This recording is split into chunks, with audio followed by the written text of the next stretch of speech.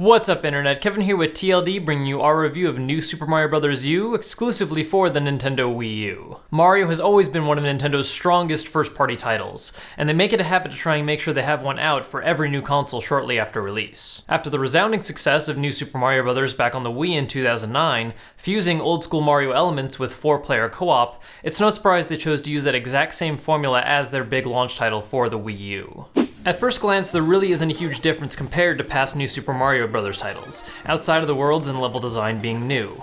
Players can still play by themselves or in groups of up to 4 using normal Wii remotes, and with the addition of the Wii U gamepad, a full 5 players is now possible. The game has players platform their way through a number of new levels using old-school Mario themes, including green plains, desert areas, ghost houses, and underwater, and feature many of the power-ups we're accustomed to, like fire and ice flowers, as well as the ability to ride Yoshi. 2 new abilities include a flying squirrel suit similar to but different from the Tanuki suit, allowing Mario to glide through the air and even cling to walls instead of immediately dashing off of them. More importantly, however, my personal favorite new addition is Baby Yoshi, a little monster that will simply feed on just about anything you walk up to, including projectiles like fireballs.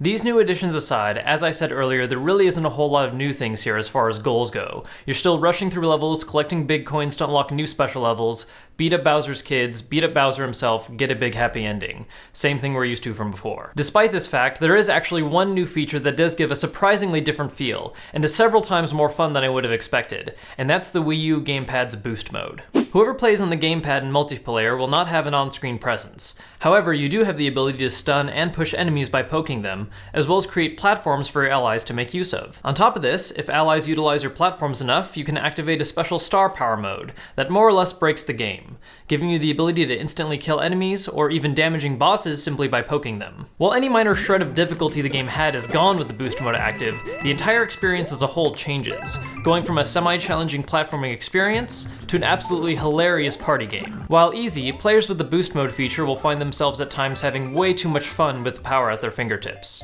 and it's not uncommon to see said player place blocks over allies' heads at inopportune times, or block their way on levels that require constant moving forward. And of course, when players switch off, this cycle of lovable hate will just continue on, leading to an unproductive yet seemingly never-ending hilarious series of gamepad users feeling drunk off in-game godly powers. It absolutely surprised me that something I first thought would have been a boring backseat position actually became the thing players in a 5-player game would fight over getting the chance to use, and is an excellent, albeit simple example of what can be accomplished with the Wii U gamepad in a cooperative game. So while it doesn't do much creativity-wise, at least as far as level design and concept goes, New Super Mario Bros. U does a surprising job of making itself stand out amongst all the other Mario rehashes, thanks to the use of the Nintendo gamepad controller. It's not the most original Mario title, nor is it the most complex use of the gamepad controller, but this mixture of simplicity and familiarity has led to a game that makes an okay platformer, but more importantly, a very fun party game. Well worth picking up for those of you with Mario fans in the household or in your circle of friends. Well, that's our review of New Super Mario Bros. U. If you'd like to pick up the game yourself, check out the link in the description for pricing and availability. And if you missed all of our Wii U coverage so far, make sure to click this link right here. If you have yet to subscribe, make sure to do so to stay up to date in all of our latest unboxings and reviews. And if you want to hear my up-to-date thoughts on games I'm currently playing, whether I'm raging or loving it, make sure to follow me on Twitter at TLD_Kevin. As always guys, thanks for watching and I'll see you next time.